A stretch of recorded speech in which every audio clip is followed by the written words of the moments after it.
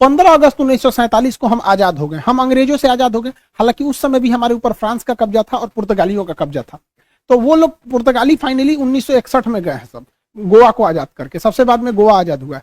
तो हम लोग तो आजाद हो गए थे, लेकिन बात यहाँ ये आती है कि आजाद हम अंग्रेजों से हो गए थे, लेकिन हमारे ऊपर किसी का शासन ही नहीं था। तो हमारे ऊपर कौन शासन करेगा, ये कोई डिसाइड नहीं था। इसलिए 15 अगस्त 1947 को हम आजाद हो गए थे, इसलिए उस दिन हम आजादी दिवस, इंडिपेंडेंट डे मनाते हैं। लेकिन हम लोग के ऊपर अंग्रेज कहे थे कि हम आपको फाइनली छोड़ के तभी जाएंगे जब आप संविधान बना लेंगे तब। तो हम लोग संविधान 1946 से 1949 के बीच में बनाए, जो फाइनली बन के तैयार हुआ 26 नवंबर 1949 को। इसलिए 26 नवंबर 1949 को हम कहते हैं संविधान दिवस। तो आजाद हो गए, संविधान हो गया यहाँ पे। लेकिन जब तक ये संविधान लागू नहीं हो जाता, हम कैसे कहेंगे हमारे ऊपर किसका शासन चल रहा है। रियलिटी में देखिएगा हमारे ऊपर किसका शासन है, संविधान का। सुप्रीम कोर्ट, प्रधानमंत्री, राष्ट्रपति, नीचे से ऊपर तक सब संविधान के अधीन काम करते हैं। तो संविधान बन गया था लेकिन लागू ही नहीं हुआ था। इसे 2 महीना बाद लागू किया गया। 26 नवंबर 1949 से 2 महीना जोड़ेंगे तो वो 26 जनवरी 1950 हो जाएगा। जिस दिन संविधान लागू हुआ उस दिन हम लोग मनाते हैं रिपब्लिक डे। और रिपब्लिक डे का मतलब होता है भारत एक रिपब्लिक है, अर्थात यहाँ के राष्ट्रपति जो हैं वो खानदानी नहीं होंगे, वंशानुगत नहीं होंगे, बल्कि चुन के आएंगे। राष्ट्रपति और प्रधानमंत्री हम लोग के यहाँ चुन के आते हैं और इन्हीं लोग का हमारे ऊपर शासन रहेगा। इस वजह से जिस दिन हम आजाद हुए उस दिन को हम 15 अगस्त यानी स्वतंत्रता दिवस, इंडिपेंडेंट मनाते हैं। संविधान जिस दिन बनकर तैयार हुआ था कि उसको मनाते हैं 26 नवंबर को संविधान दिवस। लेकिन जिस समय हमारे ऊपर उस संविधान को लागू कर दिया गया, हम लोगों को संविधान के अधीन किया गया, उस दिन को हम मनाते हैं 26 जनवरी के रूप में, रिपब्लिक डे के दिन। यह हम टोटल मैटर ये समझिए कि इसे 2 महीना लेट क्यों किया गया था, ये समझना है। तो अब हम इतिहास में चलते हैं, क्यों इतना लेट हुआ था। एक्चुअली जब द्वितीय विश्व युद्ध चल रहा था तो उस समय इंग्लैंड को बहुत ज्यादा क्षति हुई थी। जर्मनी ने धो दिया था, लंदन पर 15 दिन 15 रात बिना रुके बम गिराया था। तो इंग्लैंड की जनता जो थी युद्ध से पूरी तरह त्रस्त थी। वहां कंजर्वेटिव पार्टी की सरकार थी, विंस्टन चर्चिल प्रधानमंत्री थे। उसी समय विपक्ष में जो थे लेबर पार्टी की थी, जिसके नेता थे क्लीमेंट एटली। तो क्लीमेंट एटली ने कहा था कि अगर हमारी सरकार आएगी तो हम भारत को स्वतंत्र कर देंगे। तो भारतीयों ने भी उनका समर्थन किया था और क्लीमेंट एटली की जब सरकार बनी तो वो भारतीयों को स्वतंत्र करने के पक्ष में आ गए। उन्होंने अपने 3 कैबिनेट मंत्री, आप देखते होंगे भारत में भी कैबिनेट मंत्री होते हैं, जैसे रक्षा क्षेत्र के कैबिनेट मंत्री राजनाथ सिंह है, विदेश मंत्रालय के कैबिनेट मंत्री एस जयशंकर साहब है।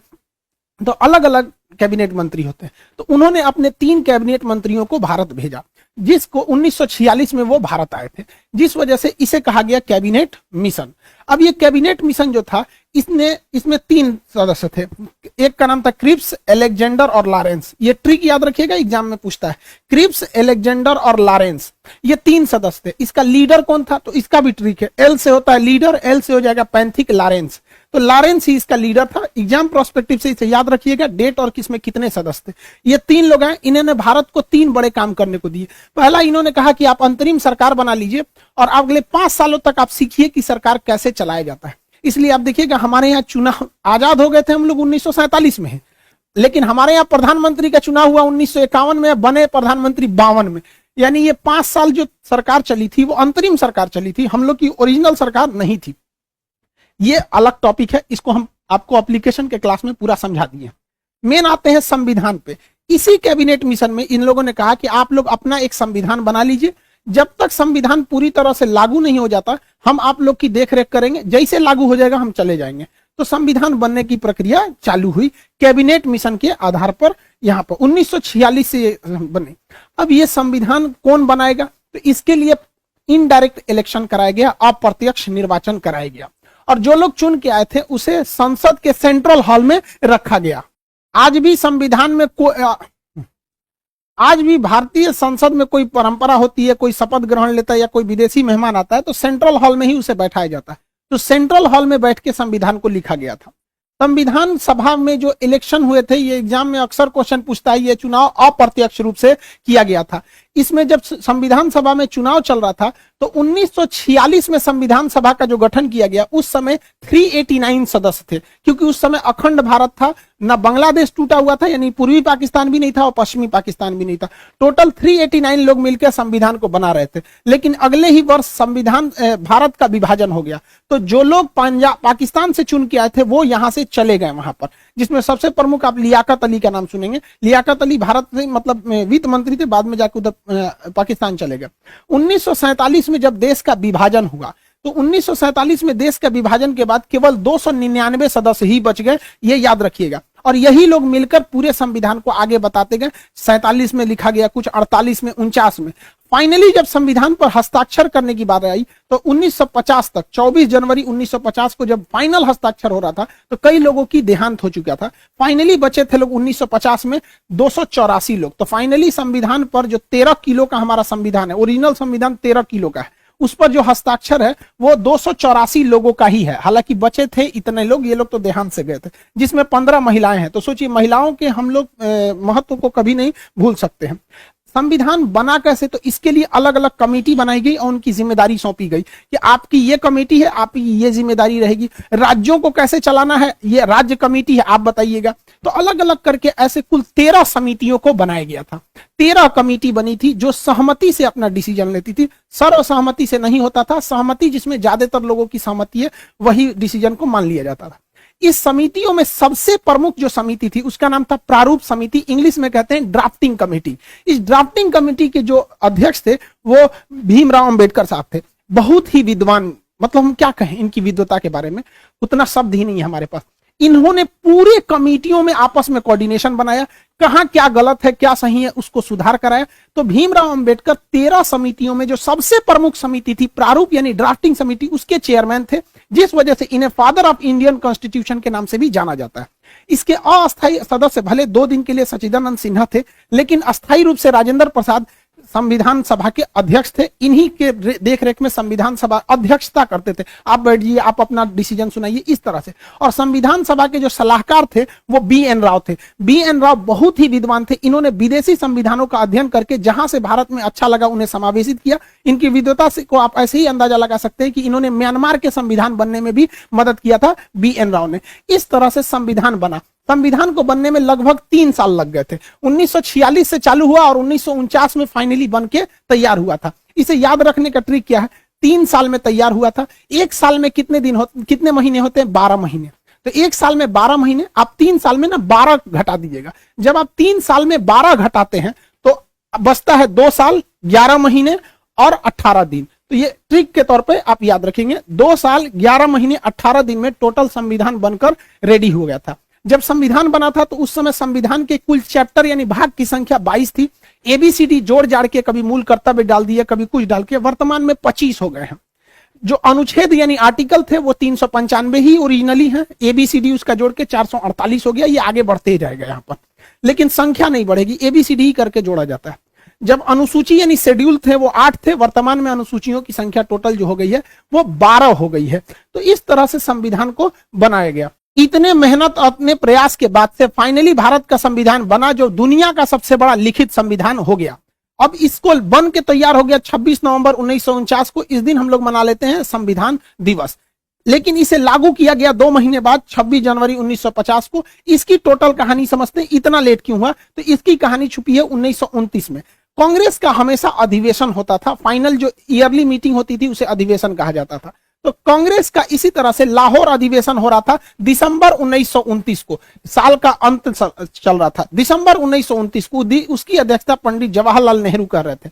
इन्होंने कहा कि अब हमको अंग्रेजों से झुकने की जरूरत नहीं है, अब हम 1 इंच भी जमीन से समझौता नहीं करेंगे, हमें टोटल इंडिपेंडेंट चाहिए। पूर्ण स्वराज की मांग कर दिया था रावी नदी के तट पर जवाहरलाल नेहरू ने। और उन्होंने कहा कि हर भारतीय अब इनको जगना पड़ेगा, अब हमें अंग्रेज आजाद करेंगे। और उन्होंने कहा कि ये तो दिसंबर महीना चल रहा है, 2 दिन मतलब ये साल खत्म हो गया 1929। उन्होंने कहा कि जो 1930 आ रहा है तो आगामी 1930 में जो आखिरी संडे रहेगा उस दिन हम लोग अपना तिरंगा झंडा लहरा देंगे, अंग्रेज आजादी दे चाहे ना दे। तो देखिए हम 1930 का ये कैलेंडर खोले हैं, आखिरी संडे 26 जनवरी को पड़ रहा है। तो उन्होंने घोषणा कर दिया था कि ये दिसंबर 1929, दिसंबर तो खत्म हो गया, 1929 खत्म हो गया, यानी 1930 का जो जनवरी महीना आ रहा है उसका आखिरी संडे को हम लोग तिरंगा झंडा लहरा देंगे और अंग्रेजों से कहेंगे भाड़ में जाओ साले कुत्ते तुम लोग, हम लोग आज से स्वाधीन हो गए, हम लोग आज से स्वाधीन हो गए, अपने अधीन है, अंग्रेजों के अधीन नहीं है। हालांकि आजादी नहीं मिला था, लेकिन इसे हम लोग मिनी आजादी कहते हैं,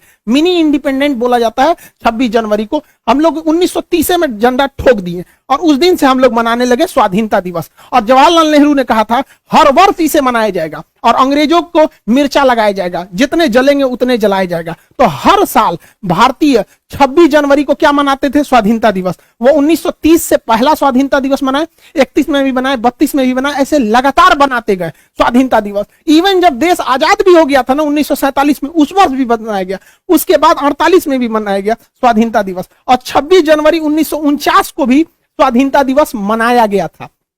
लेकिन इसी साल ये तो जनवरी है, इसी साल नवंबर के महीने में संविधान बनकर तैयार हो गया। अब हो गई बड़ी दुविधा। देखिए, स्वतंत्रता दिवस तो अपने जगह पे है कि हमें उस दिन अंग्रेजों से आजादी मिली थी, इसमें कोई दिक्कत नहीं है। लेकिन जब संविधान इसी साल बन के तैयार हुआ 1949 में ही, क्योंकि ये तो पहला महीना है और ये 11वां महीना है, तो हम लोग ने स्वाधीनता दिवस मनाया था कि हम अपने अधीन हैं। लेकिन संविधान बन गया, संविधान कहता है कि आप अपने अधीन नहीं है, आप संविधान के अधीन है। तब तो हो गया कि भैया संविधान अगर इस दिन लागू कर देंगे तब तो बवाल हो जाएगा, क्योंकि हम लोग को ये वाला त्योहार छोड़ना पड़ेगा। और जिस त्योहार को कोई पिछले 20 सालों से मना रहा हो 1930 से, कोई कैसे छोड़ देगा? इससे लोगों का इतिहास जुड़ा था।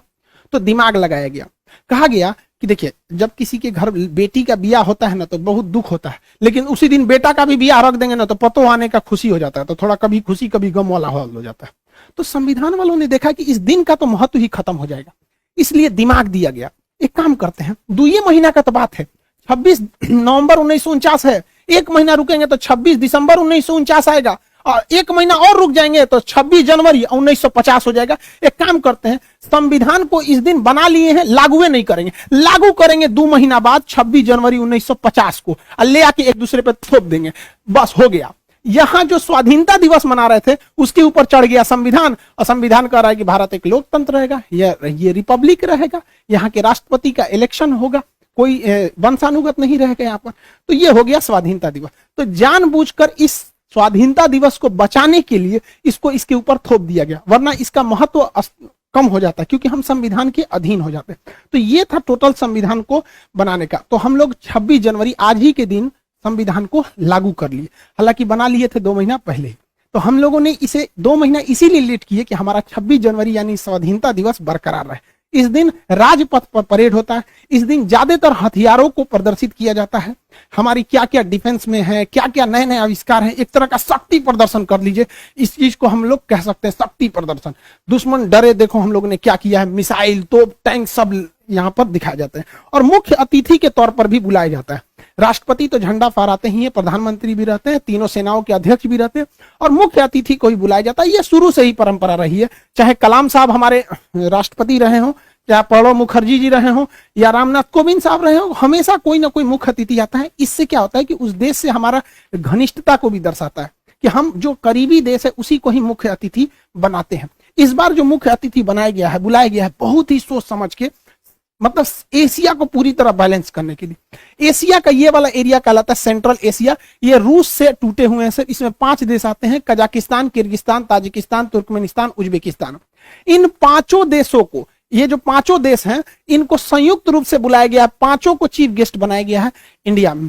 इतना महत्वपूर्ण है कि इसके रास्ते हम लोग पूरे यूरोप में जा सकते हैं, क्योंकि ईरान के चाबहार बंदरगाह से हम रेलवे लाइन यहां ले जा सकते हैं और यहां से पूरे यूरोप में एंट्री कर सकते हैं। तो ये सेंट्रल एशिया से हमारा रिलेशन बनाना बहुत जरूरी है। सेंट्रल एशिया इतने महत्वपूर्ण है, ये आप अंदाजा लगाइए। इस्लामिक ऑर्गेनाइजेशन की जो मीटिंग हो रही थी पाकिस्तान में, तो इन लोगों ने उसकी मीटिंग छोड़ के भारत की मीटिंग को अटेंड कर लिया। चाइना इससे इतना डरा हुआ है कि आज 26 जनवरी को ये लोग मुख्य अतिथि के रूप में हैं। चाइना कहा कि आप हमारे पास आइए ना 25 जनवरी को। तो ये कहा सर कि कौन सी खिलवाड़ समझे हैं, हम चीफ गेस्ट बने हैं, कैसे एक दिन में वहां चल जाएंगे, यहाँ चल जाएंगे, नहीं आ पाएंगे। तो चीन कहा कि ये तो गड़बड़ बात है, ये तो भारत के फेवर में चल जाएगा, सब गड़बड़ हो गया। कहा कि ठीक है, हम लोग जूम पे मीटिंग कर लेंगे, वर्चुअल मीटिंग। इतना डरा हुआ है। तो बहुत बेहतरीन मतलब फॉरेन पॉलिसी भारत की जा रही है, ये अच्छी बात है हमारा। तो आप ये समझ गए कि हम लोग को आजादी कब मिली थी, आजादी मिली हम लोग को 15 अगस्त 1947 को। देखिए इस दिन देश बना नहीं, इस दिन देश आजाद हुआ। हालांकि कई लोग का 1498 में वास्को डी गामा भारत की खोज नहीं किया था, भारत पहुंचने वाले रास्ते की खोज किया था। भारत का कोई व्यक्ति नहीं बता सकता है कि भारत का प्रारंभ कब से हुआ, कोई नहीं बता सकता है, इसका कोई आरंभ नहीं है। हाँ, पाकिस्तान का जन्म जरूर हुआ था 14 अगस्त 1947 को। इससे पहले पाकिस्तान का कोई इतिहास नहीं है। पाकिस्तान के इतिहास की किताबों में यूरोप का इतिहास पढ़ाया जाता है, क्योंकि इनका अपना तो कोई इतिहास नहीं। तो पाकिस्तान का इस दिन जन्म हुआ था और हम लोग को इस दिन आजादी मिली थी। तो जन्म और आजादी में अंतर होता है। हमारा जन्म नहीं हुआ। गीता में भगवान श्री कृष्ण ने कहा था कि जिसका जन्म हुआ है उसकी मृत्यु निश्चित है। देखिए हम और आप गलत हो सकते हैं, गीता की बात तो गलत नहीं होगी। चुट्टे का जन्म हुआ है, इसकी मृत्यु निश्चित है, वापस आएगा ये भारत में यहाँ पर, और हम अखंड भारत हो जाएंगे। ये हम लोग की भी कामना है। लेकिन एक और बात संदेश की, देखिए 26 जनवरी के दिन किसी भी तरह का प्रोटेस्ट स्वीकार्य नहीं है। आरा के लड़के, जहानाबाद के लड़के, आप जो प्रोटेस्ट कर रहे हैं 26 जनवरी को, इसको आप लोग को नहीं करना है। जयपुर के भी लोगों से हमारी बात हुई, उन लोग को भी हम समझा रहे हैं भाई 26 जनवरी आज राष्ट्र को समर्पित होना चाहिए, आज कहीं भी प्रोटेस्ट नहीं होना चाहिए। और ये प्रोटेस्ट पूरी तरह से लीडरलेस है। आप पटना के डीएम साहब का भी स्टेटमेंट सुनिए, ये स्टूडेंट से मिलने गए थे वहां।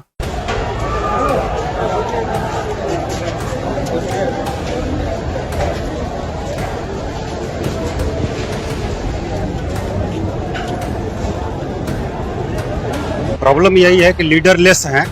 2-4-10 लोग वार्ता के लिए तैयार हो रहे हैं तो बाकी नहीं हो रहे हैं। तो अभी रेलवे से भी हम लोग बुला रहे हैं पदाधिकारियों को, इनकी समस्याओं को सुन लें और जो समाधान हो सकता है उसका समाधान करें। पूरी तरह से रेलवे का मामला है।